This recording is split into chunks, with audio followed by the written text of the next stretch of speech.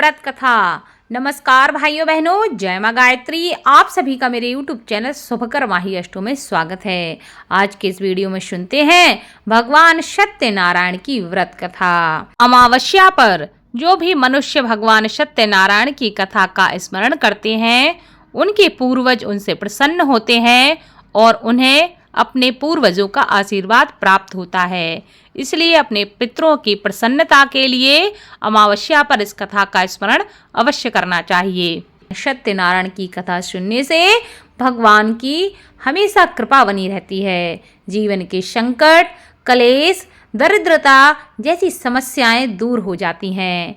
माना जाता है कि जो भी मनुष्य श्रद्धा भाव से इस कथा का स्मरण करता है और दूसरों को इस कथा को सुनाता है, तो ऐसा करने से भगवान लक्ष्मी नारायण की कृपा सदैव उस घर में बनी रहती है।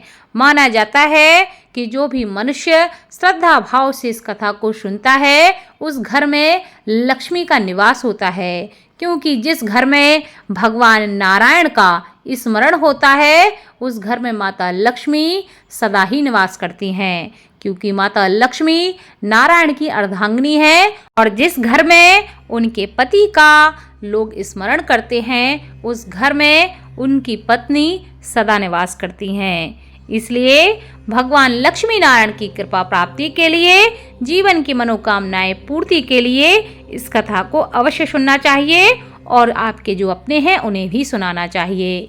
आप सभी से अनुरोध है, अगर आप मेरे चैनल पर पहली बार आए हैं तो प्लीज़ हमारे चैनल को सब्सक्राइब, वीडियो को लाइक और वीडियो को ज़्यादा से ज़्यादा शेयर अवश्य करें, ताकि आपके साथ साथ आपके अपने भी भगवान सत्यनारायण की इस व्रत कथा को सुनकर लाभ ले सकें। नैमिषारण्य तीर्थ में सौनकादि 88,000 ऋषियों ने श्री सूत जी से पूछा कि हे प्रभु, इस कलयुग में वेद विद्या रहित मनुष्यों को प्रभु भक्ति किस प्रकार प्राप्त हो सकती है तथा उनका उद्धार कैसे होगा। हे मुनि श्रेष्ठ, कोई ऐसा तप, ऐसा कोई व्रत बताइए जिससे थोड़े समय में ही पुण्य प्राप्त हो सके और मनोवांछित फल की प्राप्ति हो सके। इस प्रकार की कथा सुनने की हमारी इच्छा है। सर्वशास्त्रों के ज्ञाता सूत जी कहते हैं कि हे वैष्णवों, आप सभी ने प्राणियों के हित की बात पूछी है, इसलिए मैं एक ऐसे श्रेष्ठ व्रत को आप लोगों को बताऊंगा जिसे नारद जी ने लक्ष्मी नारायण जी से पूछा था और लक्ष्मीपति ने मुनि श्रेष्ठ नारद जी से कहा था कि आप सब इसे ध्यान से सुनिए। एक समय की बात है, योगी राज नारद जी दूसरे के हित की इच्छा के लिए अनेकों लोकों में घूमते हुए मृत्यु लोक में आ पहुँचे। यहाँ उन्होंने अनेक योनियों में जन्मे प्राय सभी मनुष्यों को अपने अपने कर्मों द्वारा अनेकों दुखों से पीड़ित देखा। उनका दुख देख नारद जी सोचने लगे कि कैसा यत्न किया जाए जिसके करने से निश्चित रूप से मानव के दुखों का अंत हो जाए। इसी विचार पर मनन करते हुए वह विष्णु लोक पहुँचे। वहाँ वह देवों के ईश भगवान नारायण की स्तुति करने लगे, जिनके हाथों में शंख, चक्र, गदा और पद्म थे, गले में वरमाला पहने हुए थे। स्तुति करते हुए नारद जी कहते हैं कि हे भगवान, आप अत्यंत शक्ति से संपन्न हैं, मन तथा वाणी भी आपको नहीं पा सकती। आपका यदि मध्य तथा अंत नहीं है, निर्गुण स्वरूप सृष्टि के कारण भक्तों के दुख को दूर करने वाले आपको मेरा नमस्कार है। नारद जी की स्तुति सुनकर भगवान विष्णु कहते हैं कि हे मुनि श्रेष्ठ, आपके मन में क्या बात है, आप किस काम के लिए यहाँ आए हैं, उसे निसंकोच कहो। इस पर नारद जी कहते हैं कि मृत्यु लोक में अनेक योनियों में जन्मे मनुष्य अपने कर्मों के द्वारा अनेक दुखों को भोग रहे हैं और दुखी रह रहे हैं। हे प्रभु, आप मुझ पर दया रखते हैं तो कृपया करके बताइए कि वो मनुष्य थोड़े प्रयास से ही अपने दुखों से कैसे छुटकारा प्राप्त कर सकते हैं। भगवान श्री नारायण कहते हैं कि मनुष्य की भलाई के लिए तुमने बहुत अच्छी बात पूछी है, जिसके करने से मनुष्य मोह से छूट जाता है। वह बात मैं तुमसे कहता हूँ, सो उसे ध्यान पूर्वक सुनो। स्वर्ग लोक व मृत्यु लोक दोनों में एक दुर्लभ उत्तम व्रत है जो पुण्य देने वाला है। आज प्रेमवश होकर मैं तुम्हें उसके बारे में बताता हूँ। भगवान सत्यनारायण कहते हैं कि सत्यनारायण भगवान का यह व्रत है। अच्छी तरह विधान पूर्वक करके मनुष्य तुरंत ही यहाँ सुख भोग कर मरने के बाद मोक्ष को प्राप्त करता है। भगवान श्री हरि के वचन सुनकर नारद जी कहते हैं कि उस व्रत का फल क्या है, उसका विधान क्या है, यह व्रत किसने किया था और इस व्रत को किस दिन करना चाहिए, सविस्तार करके आप कृपया करके मुझे बताएं। भगवान नारद की बात सुनकर भगवान नारायण कहते हैं कि दुख व शोक को दूर करने वाला यह व्रत सभी स्थानों पर विजय दिलाने वाला है। मानव को भक्ति व श्रद्धा के साथ शाम को श्री सत्यनारायण की पूजा धर्म परायण होकर ब्राह्मणों व बंधुओं के साथ करनी चाहिए। भक्ति भाव से ही नैवेद्य केले का फल, घी, दूध और गेहूं का आटा सवाया लें। गेहूं के स्थान पर साठी का आटा, शक्कर तथा गुड़ लेकर वह सभी भक्षण योग्य पदार्थों को मिलाकर भगवान को भोग लगाएं। ब्राह्मणों सहित बंधु बांधवों को भी भोजन कराएं। उसके बाद स्वयं भोजन करें। भजन कीर्तन के साथ भगवान की भक्ति में लीन हो जाएं। इस तरह से सत्यनारायण भगवान का यह व्रत करने पर मनुष्य की सारी मनोकामनाएं निश्चित रूप से पूरी होती हैं। इसी कलिकाल अर्थात कलयुग में मृत्यु लोक में मोक्ष का यही सबसे सरल और उत्तम उपाय बताया गया है। इति श्री सत्यनारायण व्रत कथा प्रथम अध्याय संपूर्णम। दूसरे अध्याय में सूत जी कहते हैं कि हे ऋषियों, जिसने पहले समय में इस व्रत को किया था उसका इतिहास मैं तुमसे कहता हूँ, सो उसे तुम ध्यान से सुनो। सुंदर काशीपुरी नगरी में एक अत्यंत निर्धन ब्राह्मण रहता था। भूख प्यास से परेशान वह धरती पर घूमता रहता था। ब्राह्मणों से प्रेम करने वाले भगवान ने एक दिन ब्राह्मण का वेश धारण करके उसके पास जाकर पूछा, हे विप्र, नित्य दुखी होकर तुम पृथ्वी पर क्यों घूमते रहते हो? दीन ब्राह्मण कहता है, मैं निर्धन ब्राह्मण हूँ, भिक्षा के लिए धरती पर घूमता रहता हूँ। हे भगवान, यदि आप इसका कोई उपाय जानते हो तो कृपया करके मुझे बताइए। वृद्ध ब्राह्मण कहता है कि सत्यनारायण भगवान मनोवांछित फल देने वाले हैं, इसलिए तुम उनका पूजन करो। ऐसा करने से मनुष्य के सभी दुख दूर हो जाते हैं और मनुष्य को दुखों से मुक्ति मिलती है। वृद्ध ब्राह्मण बनकर आए सत्यनारायण भगवान उस निर्धन ब्राह्मण को व्रत का सारा विधान बताकर अंतर ध्यान हो जाते हैं। ब्राह्मण मन ही मन सोचने लगा कि जिस व्रत को वृद्ध ब्राह्मण करने को कह गया है मैं उसे जरूर करूँगा। यह निश्चय करने के बाद उसे रात में नींद नहीं आई। वह सवेरे उठकर सत्यनारायण भगवान के व्रत का निश्चय करके भिक्षा के लिए चल दिया। उस दिन निर्धन ब्राह्मण को भिक्षा में बहुत सारा धन मिला, जिससे उसने बंधु बांधवों के साथ मिलकर भगवान श्री सत्यनारायण का व्रत संपन्न किया। भगवान सत्यनारायण का व्रत संपन्न करने के बाद वह निर्धन ब्राह्मण सभी दुखों से छूट गया और अनेक प्रकार की संपत्तियों से युक्त हो गया। उसी समय से यह ब्राह्मण हर माह इस व्रत को करने लगा। इस तरह से सत्यनारायण भगवान के व्रत को जो मनुष्य करेगा वह सभी प्रकार के पापों से छूटकर मोक्ष को प्राप्त होगा। जो मनुष्य इस व्रत को करेगा वह भी सभी दुखों से मुक्त हो जाएगा। सूत जी कहते हैं कि इस तरह से नारद जी से नारायण जी ने कहा था कि सत्यनारायण व्रत को मैंने तुमसे कहा है। हे विप्रो, अब मैं क्या कहूँ। ऋषि कहते हैं कि हे मुनिवर, संसार में उस विप्र से सुनकर और किस किस ने इस व्रत को किया है, हम सब इस बात को सुनना चाहते हैं। इसके लिए हमारे मन में श्रद्धा का भाव है। सूत जी कहते हैं कि हे मुनियों, जिसने इस व्रत को किया है वह सब सुनो। एक समय वही विप्र धन व ऐश्वर्य के अनुसार अपने बंधु बांधवों के साथ इस व्रत को करने को तैयार हुआ। उसी समय एक लकड़ी बेचने वाला बूढ़ा आदमी आया और लकड़ियां बाहर रखकर अंदर ब्राह्मण के घर जा पहुंचा। प्यास से दुखी वह लकड़हारा उनको व्रत करते देखकर विप्र को नमस्कार करके पूछने लगा कि आप यह क्या कर रहे हैं तथा इसे करने से क्या फल प्राप्त होता है, कृपया मुझे बताइए। ब्राह्मण ने कहा कि सब मनोकामनाओं को पूरा करने वाला यह सत्यनारायण भगवान का व्रत है। इनकी कृपा से ही मेरे घर में धन धान्य आदि की वृद्धि हुई है।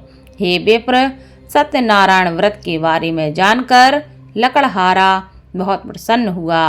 चरणामृत लेकर वह प्रसाद खाने के बाद अपने घर गया। लकड़हारे ने अपने मन में संकल्प किया कि आज लकड़ी बेचने से जो धन मिलेगा उसी से सत्यनारायण भगवान का उत्तम व्रत करूंगा।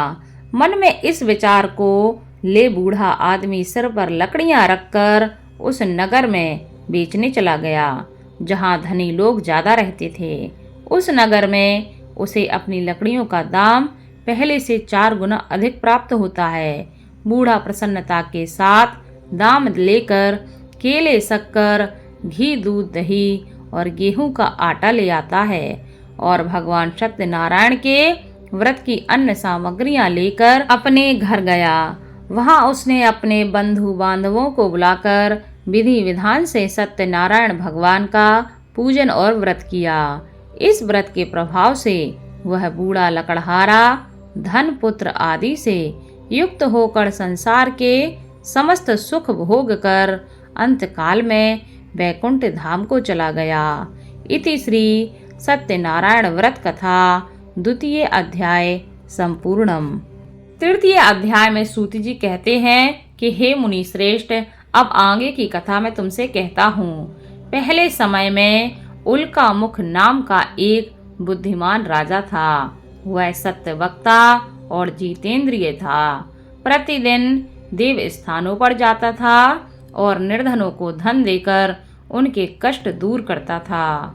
उसकी पत्नी कमल के समान मुख वाली तथा सती साध्वी थी। भद्रशिला नदी के तट पर उन दोनों ने श्री सत्यनारायण भगवान का व्रत किया।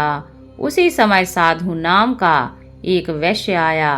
उसके पास व्यापार करने के लिए बहुत सा धन भी था। राजा को व्रत करते देखकर वह विनय के साथ पूछने लगा कि हे राजन, भक्ति भाव से पूर्ण होकर आप यह क्या कर रहे हैं? मैं सुनने की इच्छा रखता हूँ, कृपया करके इसके बारे में मुझे बताएं। राजा कहता है कि हे साधु, अपने बंधु बांधवों के साथ पुत्रादि की प्राप्ति के लिए एक महाशक्तिमान श्री सत्यनारायण भगवान का व्रत व पूजन कर रहा हूँ। राजा के वचन सुनकर साधु आदर से कहता है कि हे राजन, मुझे इस व्रत का सारा विधान बताइए। आपके कथनानुसार मैं भी इस व्रत को करूँगा। मेरी भी संतान नहीं है और इस व्रत को करने से निश्चित रूप से मुझे भी संतान की प्राप्ति होगी। राजा से व्रत का सारा विधान सुनकर व्यापार से निर्वृत्त हो वह अपने घर जा पहुंचा। साधु वैश्य ने अपनी पत्नी को संतान देने वाले इस व्रत का वर्णन कह सुनाया और कहा कि जब मेरी संतान होगी तब मैं इस व्रत को करूँगा। साधु ने इस तरह के वचन अपनी पत्नी लीलावती से कहे। एक दिन लीलावती पति के साथ आनंदित हो सांसारिक धर्म में प्रवृत्त होकर सत्यनारायण भगवान की कृपा से गर्भवती हो गई। 10वें महीने में उसके गर्भ से एक सुंदर कन्या का जन्म हुआ। दिनों दिन वह ऐसे बढ़ने लगी जैसे कि शुक्ल पक्ष का चंद्रमा बढ़ता है।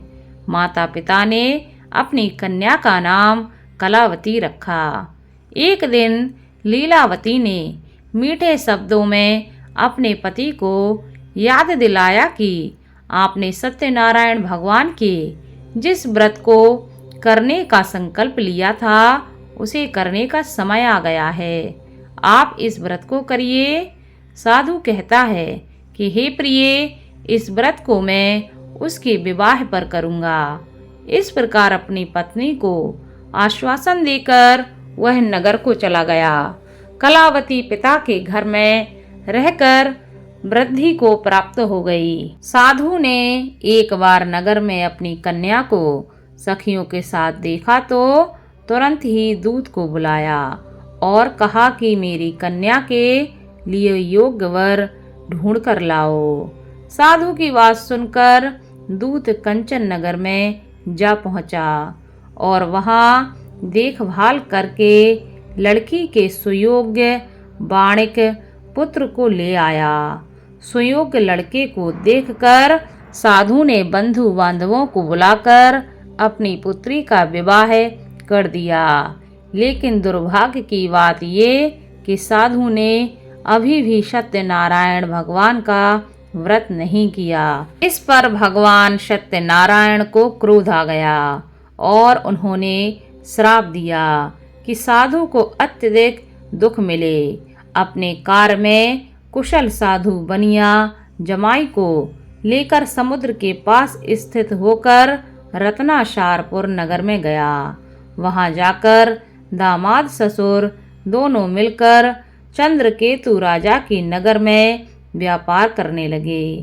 एक दिन भगवान सत्यनारायण की माया से एक चोर राजा का धन चुराकर भाग रहा था।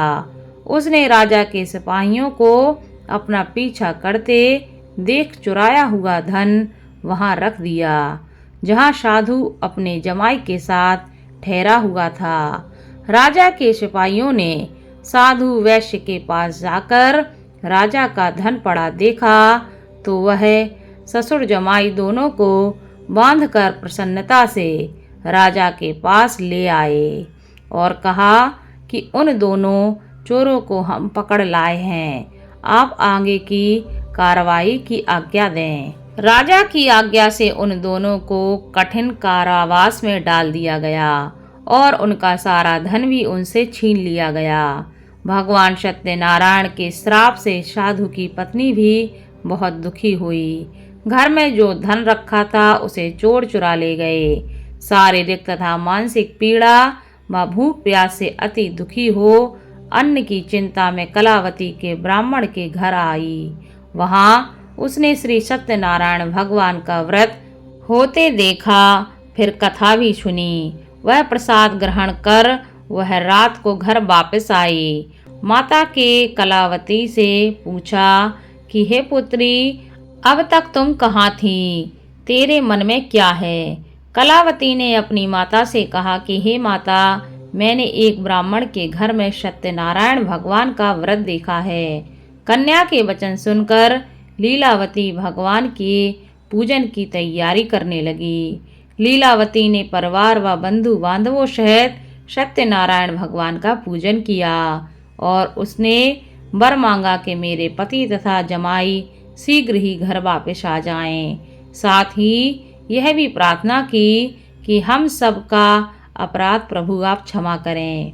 भगवान सत्यनारायण इस व्रत से संतुष्ट हो गए और राजा चंद्रकेतु को अपने सपने में दर्शन देकर कहा कि हे राजन, तुम उन दोनों वैश्यों को छोड़ दो और तुमने उनका जो धन लिया है उसे वापस कर दो।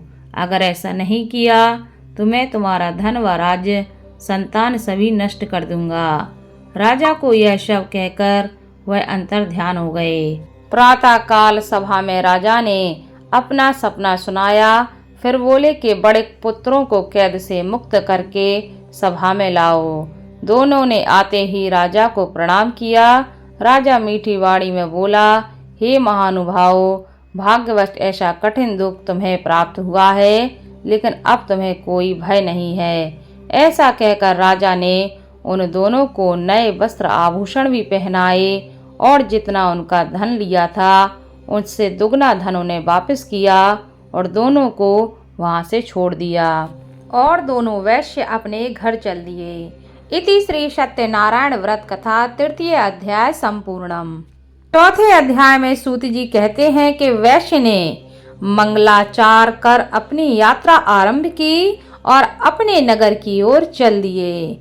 उनके थोड़ी दूर जाने पर एक दंडी वेशधारी श्री सत्यनारायण ने उनसे पूछा, हे साधु, तेरी नाव में क्या है? अभिवाणी वड़ के हंसता हुआ बोला कि हे दंडी, आप क्यों पूछते हो? क्या धन लेने की इच्छा है? मेरी नाव में तो बेल व पत्ते भरे हुए हैं। वैश्य के कठोर वचन सुनकर भगवान कहते हैं, तुम्हारा वचन सत्य हो। दंडी ऐसे वचन कहकर वहां से दूर चले गए। कुछ दूर जाकर समुद्र के किनारे बैठ गए।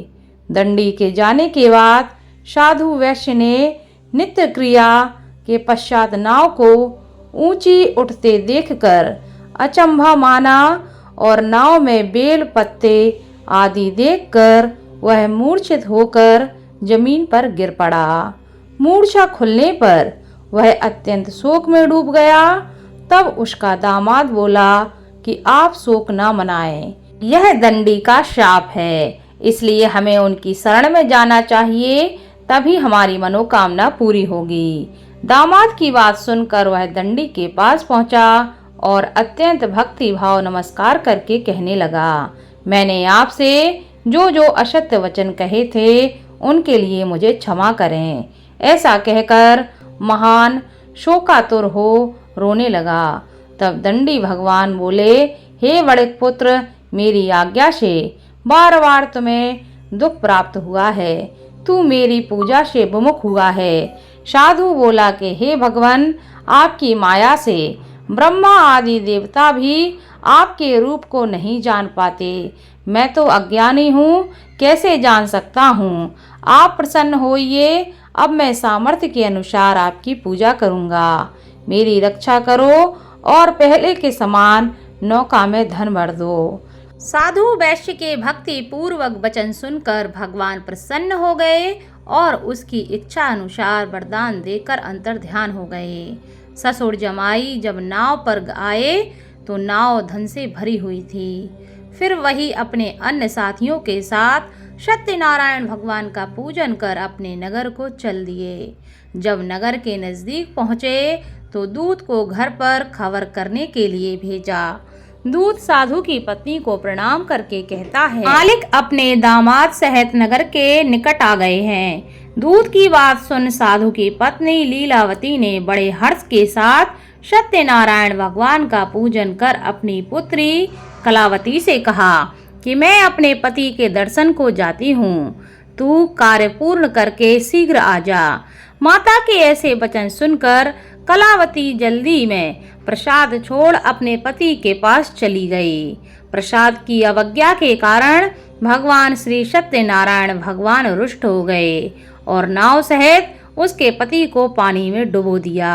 कलावती अपने पति को वहां न पाकर रोती हुई जमीन पर गिर गई। नौका को डूबा हुआ देखकर कन्या को रोता हुआ देख साधु दुखी होकर बोला कि हे प्रभु, मुझसे तथा मेरे परिवार से जो भूल हुई हो उसे क्षमा करो। साधु के दीन वचन सुनकर भगवान सत्यनारायण प्रसन्न हो गए और आकाशवाणी हुई कि हे साधु, तेरी कन्या मेरे प्रसाद को छोड़ आई है, इसलिए उसका पति अदृश्य हो गया है। यदि वह घर जाकर प्रसाद खाकर लौटती है तो उसे उसका पति अवश्य मिलेगा। ऐसी आकाशवाणी सुनकर कलावती घर पहुंचकर प्रसाद खाती है और फिर आकर अपने पति के दर्शन करती है। उसके बाद साधु अपने बंधु बांधवों सहित श्री सत्यनारायण भगवान का विधि विधान से पूजन करता है और इस लोक का सुख भोग कर अंत में स्वर्ग को जाता है। इति श्री सत्यनारायण व्रत कथा चतुर्थ अध्याय संपूर्णम। 5वें अध्याय में सूत जी बोले कि हे ऋषियों, मैं और एक कथा तुम्हें सुनाता हूँ, उसे भी ध्यान पूर्वक सुनो। प्रजापालन में लीन तुंगध्वज नाम का एक राजा था। उसने भी भगवान का प्रसाद त्याग कर बहुत ही दुख भोगा है। एक बार वन में जाकर वन्य पशुओं को मारकर वह बड़ के पेड़ के नीचे आया। वहां उसने ग्वालों को भक्ति भाव से अपने बंधुओं सहित सत्यनारायण भगवान का पूजन करते हुए देखा। अभिमानवश राजा ने उन्हें देखकर भी पूजा स्थान में नहीं गया और ना ही उसने भगवान को नमस्कार किया। ग्वालों ने राजा को प्रसाद दिया, लेकिन उसने वह प्रसाद नहीं खाया और प्रसाद को वहीं छोड़कर अपने नगर को वापस आ गया। जब वह नगर पहुंचा तो वहां सब कुछ तहस नहस हुआ पाया, तो वह शीघ्र ही समझ गया कि यह सब भगवान ने ही किया है। वह दोबारा ग्वालों के पास पहुंचा और विधि पूर्वक पूजा करके प्रसाद खाया और अपनी गलती मानकर भगवान से क्षमा याचना की। भगवान सत्यनारायण की कृपा से सब कुछ पहले जैसा हो गया। दीर्घ काल तक सुख भोगने के बाद मृत्यु के बाद उसे स्वर्ग लोक की प्राप्ति हुई। जो मनुष्य परम दुर्लभ इस व्रत को करेगा तो भगवान सत्यनारायण की कृपा से उसे धन धान्य की प्राप्ति होगी। निर्धन धनी हो जाता है और भय युक्त को जीवन जीता है। संतानहीन मनुष्य को संतान सुख मिलता है और सारे मनोरथ पूर्ण होने पर मानव अंत काल में वैकुंठ धाम को जाता है। सूत जी कहते हैं, जिन्होंने पहले इस व्रत को किया है और उनके दूसरे जन्म की कथा कहता हूँ। वृद्ध सतानंद ब्राह्मण ने सुदामा का जन्म लेकर मोक्ष की प्राप्ति की। लकड़हारे ने अगले जन्म में निषाद बनकर मोक्ष प्राप्त किया। उल्का मुख नाम का राजा दशरथ होकर वैकुंठ को गए। साधु नाम के वैश्य ने मोर ध्वज बनकर अपने पुत्र को आरे से चीरकर मोक्ष पाया। महाराज तुंगध्वज ने स्वयंभू होकर भगवान में भक्ति युक्त हो कर्म कर मोक्ष पाया। इति श्री सत्यनारायण कथा 5म अध्याय संपूर्णम। बोलो भगवान सत्यनारायण की जय।